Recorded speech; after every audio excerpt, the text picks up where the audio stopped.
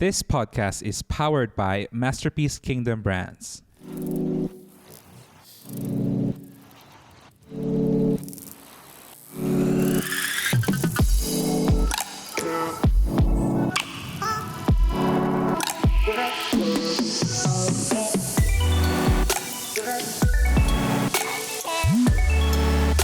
Joining me today on the show is award-winning author, serial entrepreneur, founder and chairman of PhilTech Business Academy, my dear friend, Michael C. Fanning. Welcome to the show, Michael.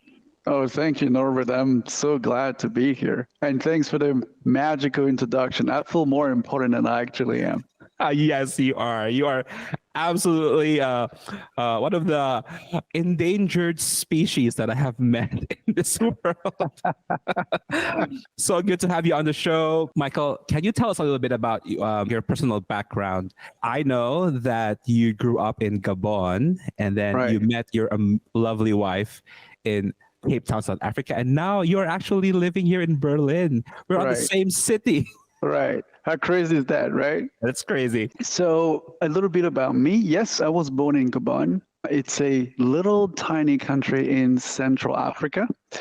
I was born in the capital city, Libreville.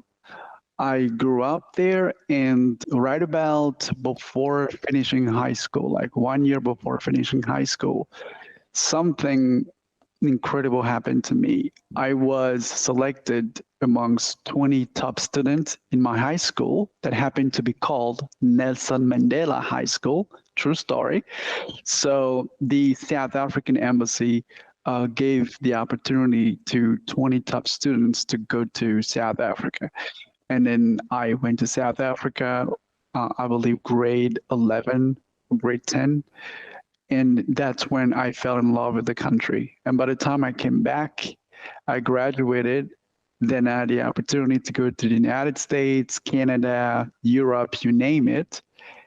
I wanted to go to an English-speaking country. That's what I knew for sure. So it took a bit long for me to be accepted in the US or Canada, and that's how I made a transition back to South Africa.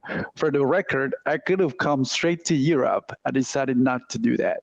So that's a little bit about me and where my entrepreneurial background kicked in. It's like I was always the kid that had high ambitions, like for myself, not what everybody wanted me to do, right? So that's how I ended up in South Africa. And I met you, and I met my beautiful wife there too. And then in Europe with my wife, who happens to also be German. So. Oh, that's amazing. Speaking of, you were that kid, okay? You were that entrepreneurial kid. I'm sure you probably did not think about it, or did you ever already imagine as a young boy that you would be like a businessman? That's a good question. To be honest, no, I wouldn't say that I knew about like business or entrepreneurship, to be honest, because around me, I did not necessarily see that. But my mother always encouraged me to do whatever it is that I thought I was capable of doing or that I thought I could do. She always pushed me in that direction. I think my entrepreneurial background, in the sense of resilience and just never give up and just that courage and bravery, you know, to just go for it, right? I think it comes from my mom. When, for example, I remember that vividly, the one time I went to her and I told her, look, I think I want a job where I don't get a salary, but then every time I tell my boss, I want a helicopter, and then he gives me a helicopter. And then when I said, okay, now I want a limousine, because back in the days, it was, you know, these 8 doors and whatever, these huge limousines, right? Fancy ones. Exactly. That's what back in the days we were looking at. And I thought, you know, and I can ask my boss for a limousine and he would just buy it to me. And my mom would say, yes, of course, you can do it. Of course. But if you think about it, it does not exist. Well, oh, wow. It would be a dream to get a job. And then I know, but like in real life, that's what entrepreneurs do. Like they don't pay themselves a salary. They work so hard, but eventually they become successful, and then they can afford the craziest things, right? Look at Elon Musk right now. Elon Musk doesn't have a home. He doesn't own a home. He lives in the office of Twitter. He actually, ironically, wanted to build a toilet next to his office because that's where he stays. That guy's literally the richest man in the world, but he doesn't have like material possessions. But he owns a private jet. He can fly anywhere he wants in the world. So that's the mindset that I had ever since I was a kid. But I just didn't know that it was business. I didn't know that it was entrepreneurship because there was no such traditional jobs. So yeah, I always had that spirit in me, but it was entertained by my mom. And I think even when I grew older and people would tell me, you want to write a book?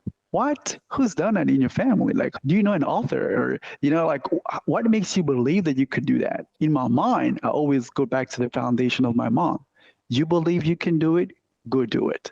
Right? So that's where it comes from. That is so beautiful. And I think a lot of people can relate to that they're being told something that they're not supposed to do. Right. It's not even that. They're just being imposed. It's just something that is imposed to someone. Exactly. And reflecting on probably their own experience. But you've managed to really overcome that. Now, when was your first point of realization that, okay, this is called entrepreneurship? That's a good one. I think I have several, but if you ask me early on in my life, I would probably say in high school, I started to make music. I used a software called Fruity Loops. Those who make music would know what it is. It's a digital audio workspace, like workstation. They call it DAW. So I would make beats from that particular software, but I was doing it for fun because I'm a very creative person. That's that creativity kicked in high school. And then I was making those beats, and that one neighbor of mine once came home and he said, I heard what you're doing. I'm a rapper and I want to listen to it. And then he listened to some of the beats and literally he said, I can offer you this much for this one. Can I have it? Oh. Now, mind you, I'm in high school. It cost me nothing to make those beats, like these instrumental for rap and hip hop and so on. It cost me nothing. I'm living in my parents' house. I just have a computer in my bedroom and I'm making beats, right? And then that guy randomly tells me, I can give you this much for that one thing that cost me nothing to do. That's when I realized that you could trade. But guess what? I give it in for free. Oh, well. Because I didn't realize at the time. But yeah, that's probably when I realized people can give you money for something that you create. It was an eye-opener.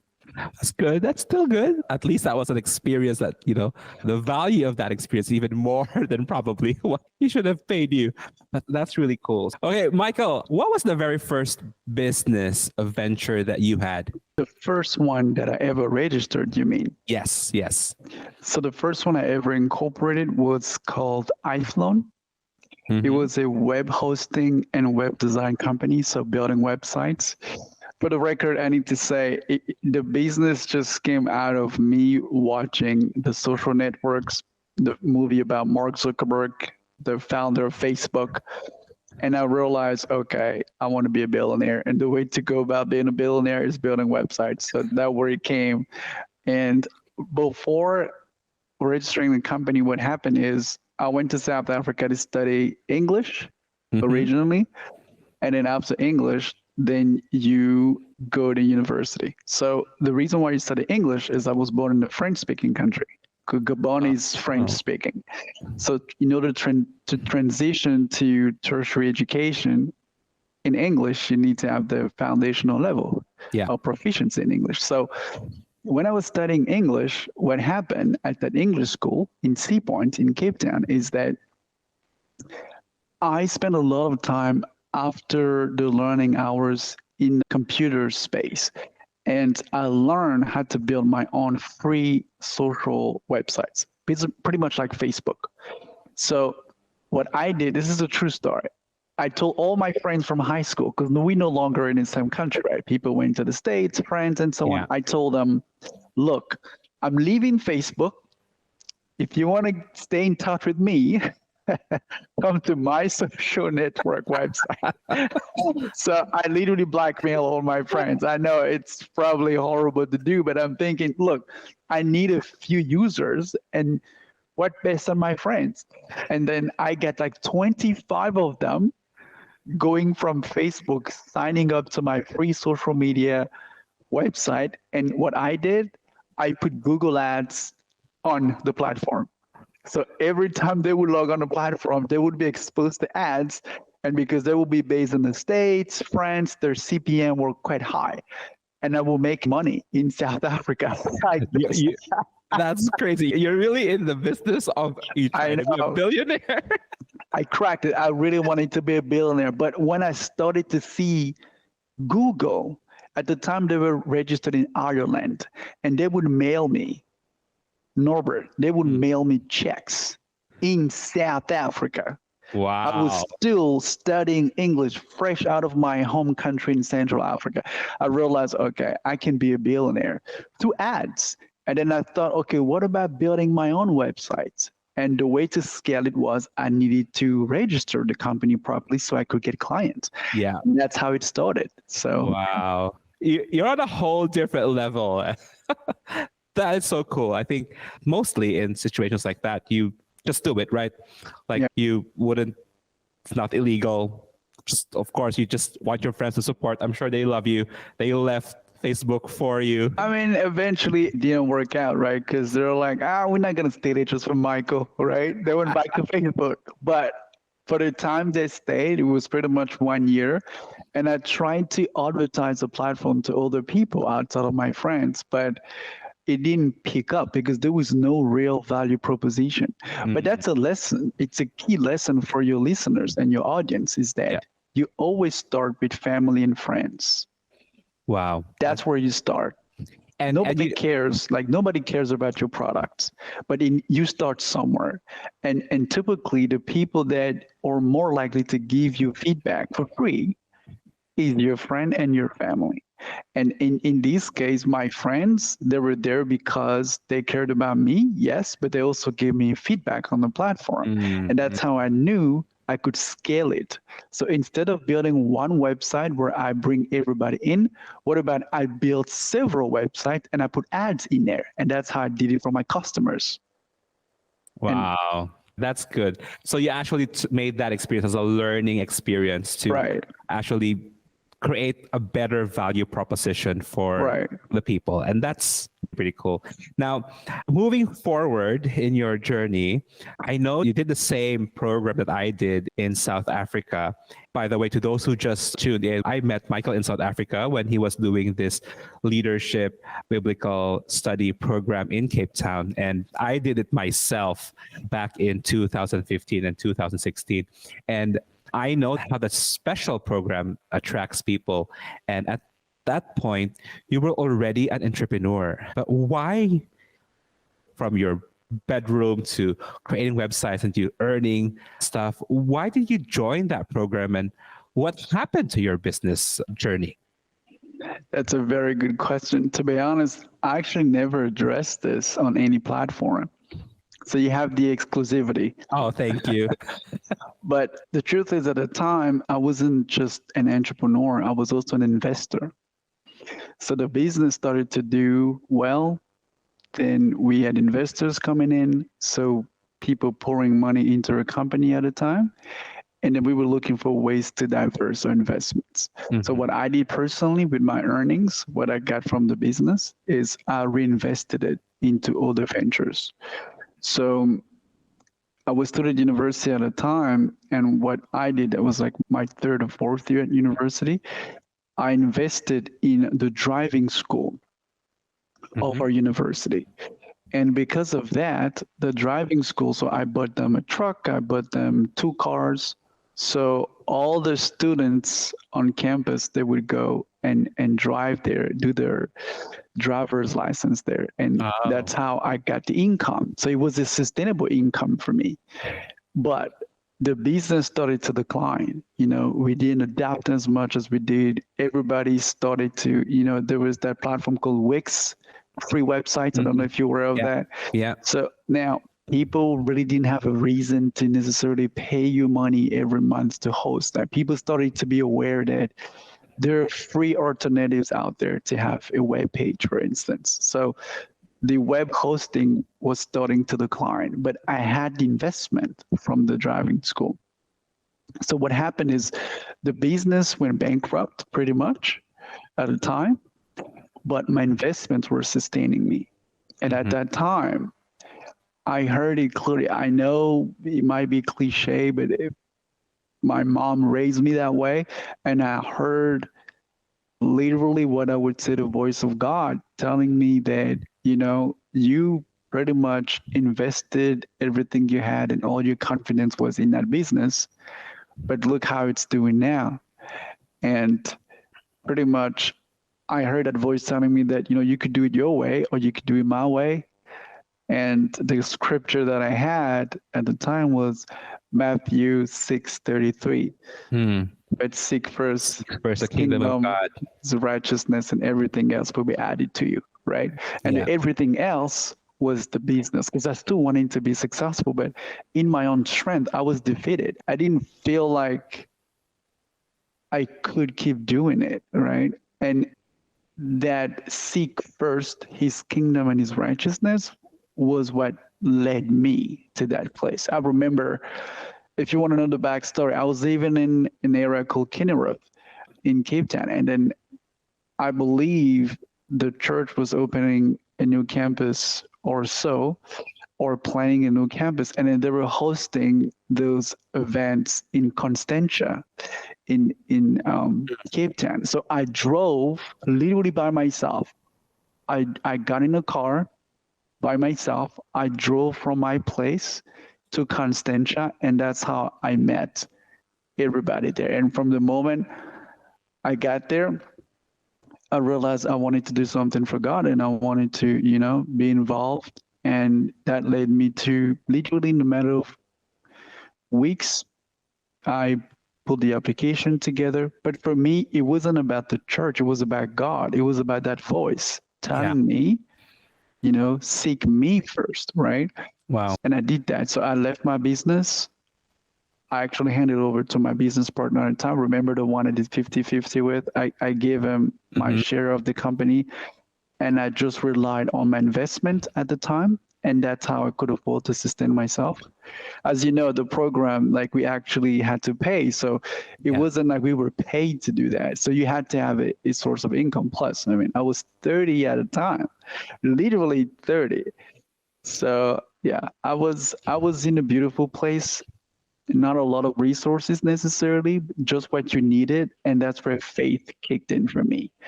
And Norbert, I can tell you, and you know this, I'm in such beautiful place right now because of that decision to just give up and rely on God. Wow. That's something I think a lot of people will have a hard time understanding, because you were making money and then you literally left your business. You could have found ways to even go around it and make more money. Of course. But you just followed that voice. Wow. Because there had to be purpose to it. I lost purpose in the process. It was just now about also appearance, keeping up with people's expectations. I mean, I launched my business in 2013 in Sea Point in a 4-star hotel, and I had people coming in and watching me do those big things. And the expectation was that I was going to be the next big thing. Because remember, I wanted to be a billionaire, right? So the helicopter. I still have that dream, by the way. Okay.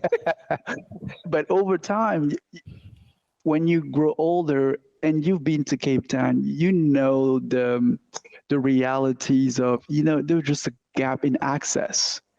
And you see certain people not having as much, and you realize, what's the point of seeking the $1 billion status if you could with what you have now?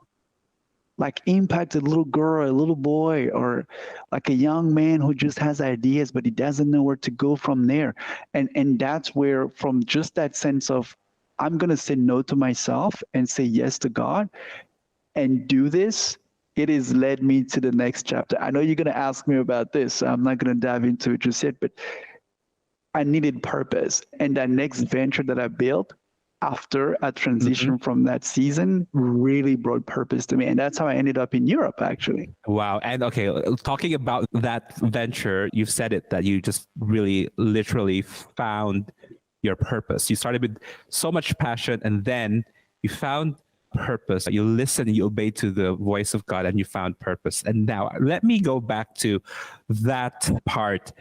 You said you were starting to discover a purpose. What was then your idea to be able to fill that gap between your passion and your purpose?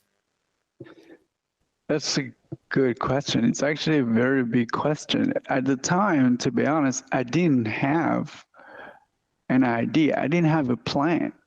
I had no idea. I had no plan. I was just in a place where my rent was paid through the investment that I made with the driving school of my campus. So, and think about it, it's a very privileged position to be in. Like, even when you still have uncertainty about life, but how many people do you know have investments just paying them money every month? So let's be honest, I still had some comfort. I wasn't the person that was like, oh my gosh, I don't know how I'm going to eat. Like, I wasn't there, but still, as a person going into his 30s, we all have those big dreams that we wanted to achieve, and it was gone. I had no vision in terms of what I wanted to do. So I had no idea at the time. But the switch for me was, I've never told that story live, and that's, again, exclusivity for you.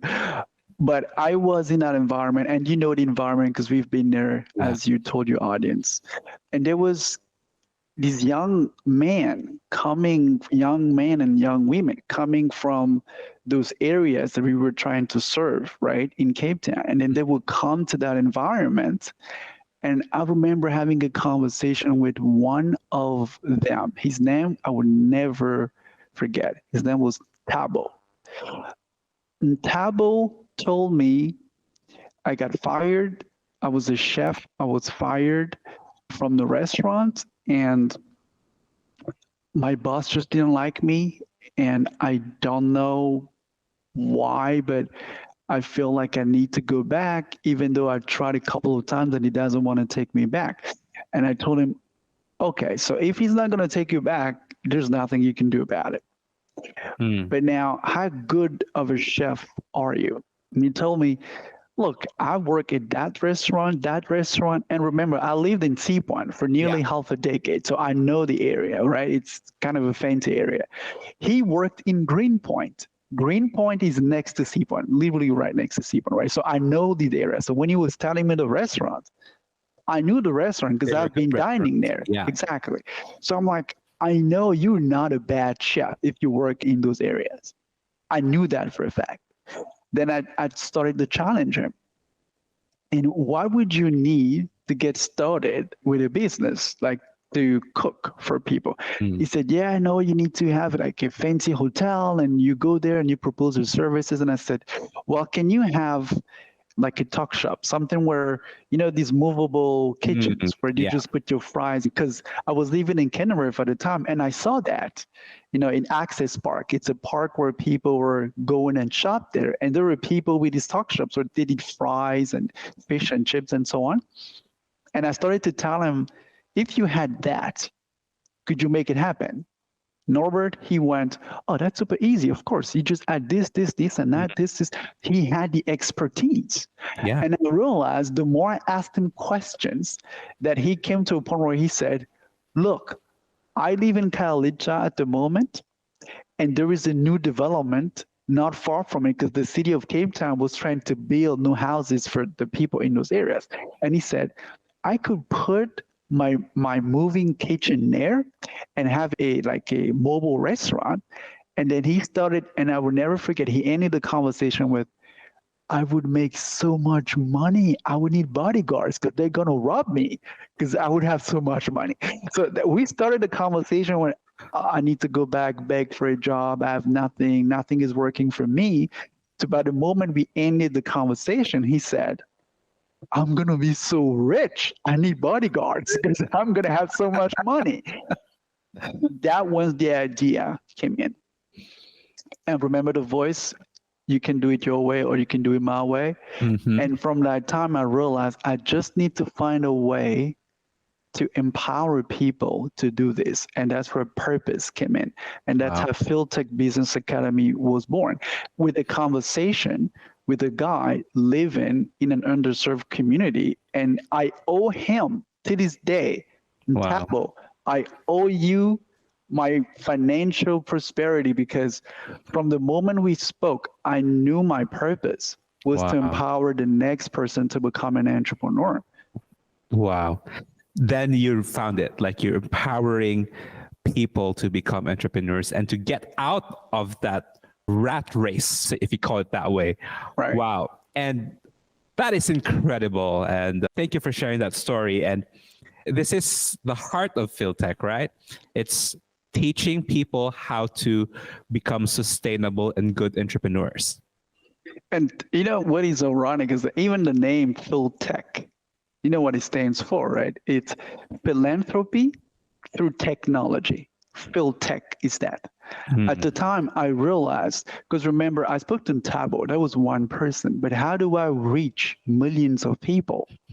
I'm only one person. I cannot reach people in Europe, America, whatever. So I had to find a way, and that way was technology. But the philanthropy side, like the giving back, I was already doing it that year because I was giving my own money, my own time, right? So the heart of PhilTech Business Academy became exactly that. How do you leverage technology to impact and reach as many people as possible? So yeah, that was when the idea was born, raw idea. It was refined when I got the opportunity to come to Germany for the first time in 2018 in Stuttgart. Yeah. Wow. That's incredible. And I know for a fact that the journey of PhilTech was not as easy as it looks. Right. In fact, I remember I first met you in the parking lot of church. I was coming back to South Africa and then I just really arrived. And for some reason, somebody told me about you, and you were already done with the program that you were in. And I was there on a volunteer basis as well. And then there was somebody mentioned about you, and then I was just like, yeah. And I would have never thought that you'd show up in that parking lot randomly. And then you talked about your idea for PhilTech. I don't know if you asked me to design the book. No, it was the logo, right? I think it was the logo or something like that. I cannot remember what it was. And I just said yes because in my heart, I felt like he looks legit and I can feel the passion. I can feel the heart behind it. So why not help him?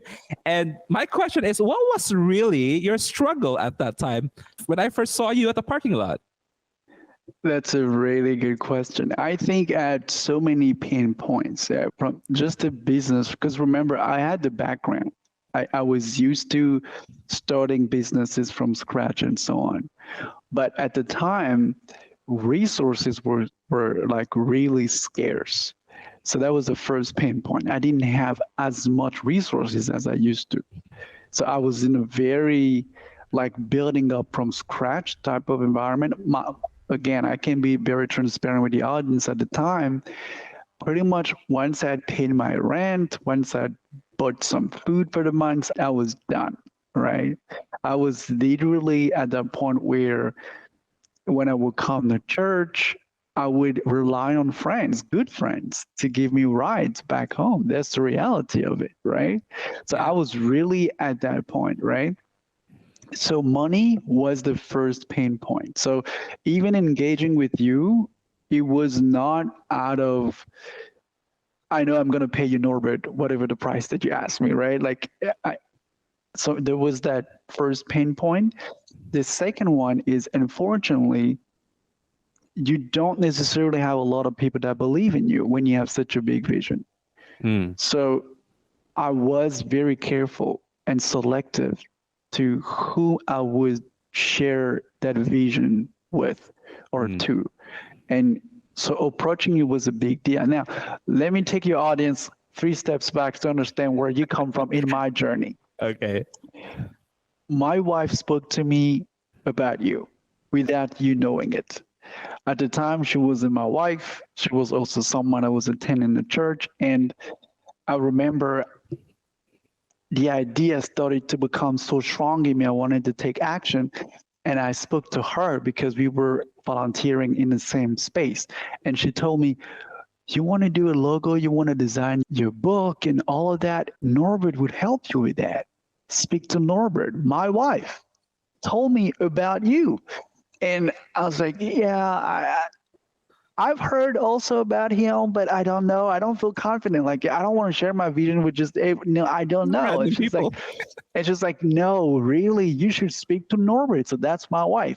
And she told me, I used to live in an accommodation where I kind of knew him. And then so she made me confident in you, right? Because she knew you. Okay, fine. And then I go back to church, and then a second person tells me about Norbert. I say, Michael, speak to Norbert. Really, speak to Norbert.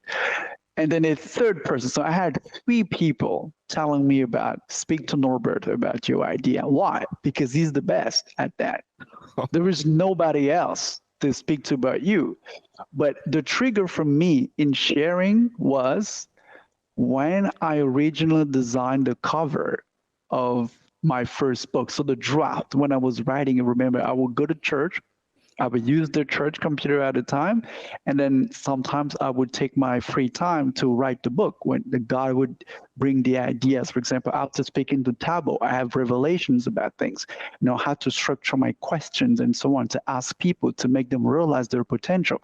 So I would write, right? Yeah. And I used one of your picture at the time you were serving and volunteering there. I used your picture as the cover of the book in Word, like very basic cover, right? And after 3 people asked me to talk to Norbert, I found that cover on my computer and I realized that's the guy. That's Norbert. So for me, it was divine. It was divine. So going back to the parking lot, when we met there, I remember I took a shot on you. I was so comfortable sharing, and I would never forget how you made me feel.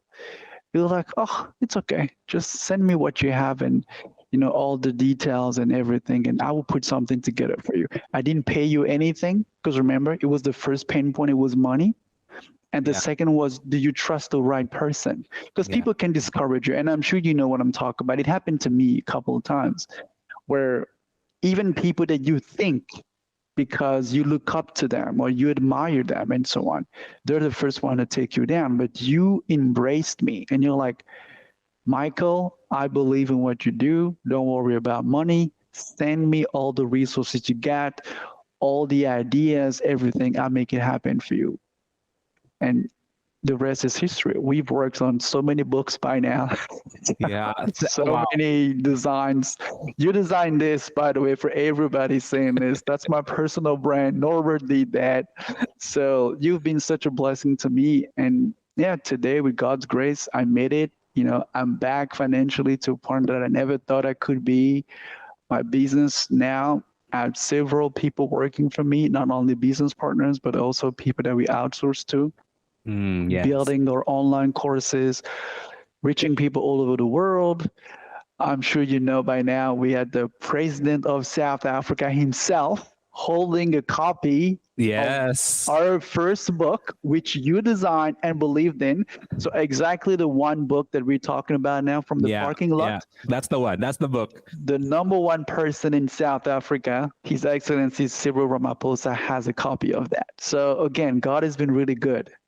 That's really amazing. Good. Thank you so much for those generous words. I did not expect that, but I think on my end, when we were back in that parking lot conversation, I'm always open to divine interventions and interruptions. And it wasn't like we didn't even plan it. That was just super random. I think what I really appreciated about you, and that's what I heard about your business venture, is that you were really in it to win it. And you were really genuine and raw in uplifting the lives of people. And I think that resonated so much. And I know a lot of people come to me and ask for this design and logos and stuff. And I mean, I've decided to live generously, maybe in different ways, whether it's talent, time, or treasure. In my experience, also realized that not everybody actually values what you can do. They just want you to do something for free, right? Yes. If they can go away with it, then that's good. And actually just like a form of manipulation. But like you, I appreciated the fact that you actually also believed in what I could do. Yeah. And you did not want to shortchange me. And I think that's a lesson for a lot of entrepreneurs, especially if you're struggling in your business. You think that you cannot afford a certain thing, but it's very important. But I think it's important to just even honor the need and put something into it. Because that's why I actually decided to help you, because you made me feel like, okay, this guy knows the value of what I do. And he's not making friends with me because he needs something. And I think as an entrepreneur, as a creative, that's what we want to cultivate in this kingdom culture, because we are here to help each other because we're sort of in the same mission. I really want to bounce on that because you're touching on, the really critical aspect of creative people is that a lot of time there is what I would call emotional blackmail. You have people that are so passionate about what they do, and because of the nature of your relationship with them, you would use that to squeeze the creativity out of them. And I think it's really critical to say, if you want to build a mutually beneficial relationship with people, you need to be transparent from the start. I will never forget this. I don't know if you remember this, but you were starting working on my stuff without me paying you, right? Yeah. And then I remember this, you were in a restaurant with a few guests, and I remember that in the lobby of the church. And then I walked to your table and I had an envelope with some money in it. And I put it on a table and I said, Norbert, this is for you. And then I said, I apologized to the guest and I said, I just really need to give it to him. And you're like, Michael, what is that? And I said, no, Norbert, just take it. Just take it. He's like, no, what is it? Just take it. And then I gave it to you, and I'll never forget. You reached out to me later on and you thanked me for appreciating your work. It's like, that's how it's supposed to be.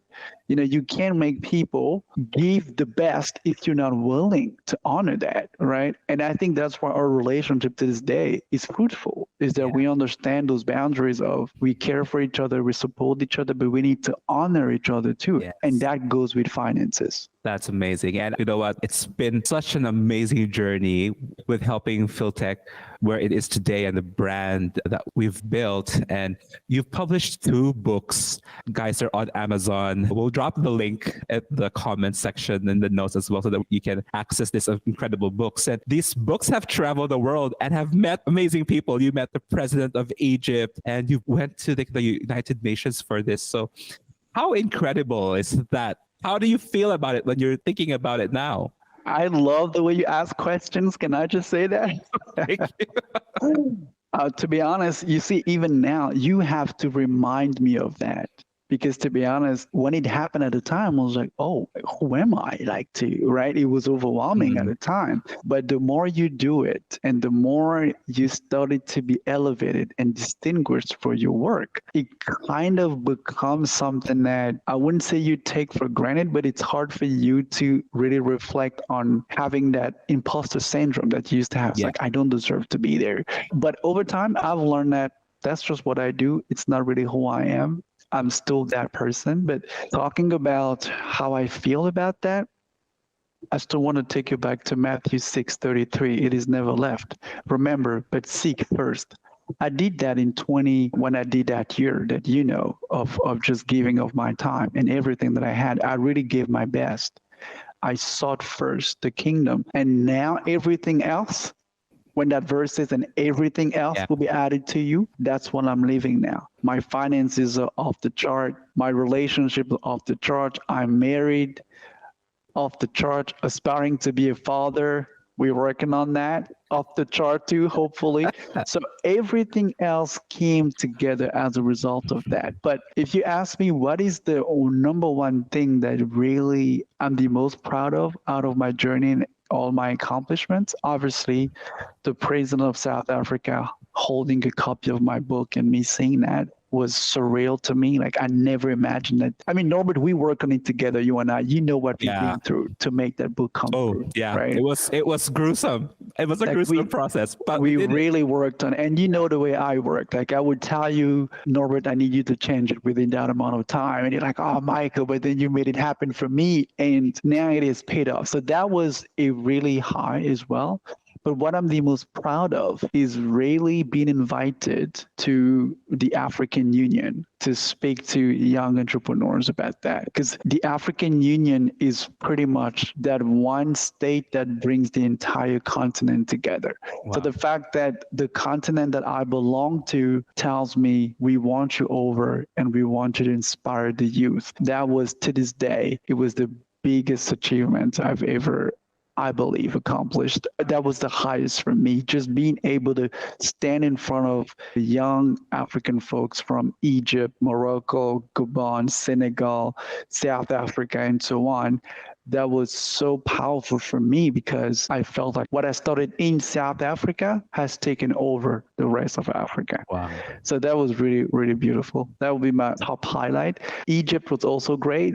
Just meeting the president of Egypt was amazing because I met my partner in PhilTech now, Mazizi. He's the VP of Business Development of PhilTech. I met him in Egypt. Oh, wow. And that's a crazy story. So I was even in a hotel and I put the banner of PhilTech, which you designed, by the way. So you designed me that banner and I put it there at the entrance of the hotel, the logo and everything. And he walked through and he thought it was a massive conglomerate from South Africa there. And he took pictures of that, put it on social media, and he was bragging about it like South Africa is representing in Egypt, we're doing big things. And then later on by accident, I tell him I'm living in Cape Town. And he said, yes, there is a big company here. It's PhilTech. Have you heard about them? And I said, I'm the founder of PhilTech. I will never forget this. His face. His face. I was like, Oh, it's you. And then he goes on his phone and said, look, I posted on social media, so that's you.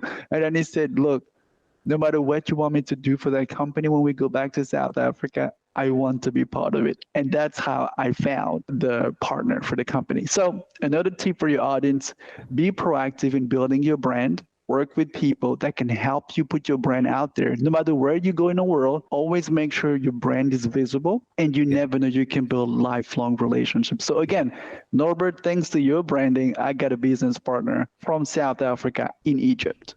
wow. Thank you, Lord. And you're very welcome. Thank you so much for also giving us the opportunity to work with you and help you execute the vision that God has given you.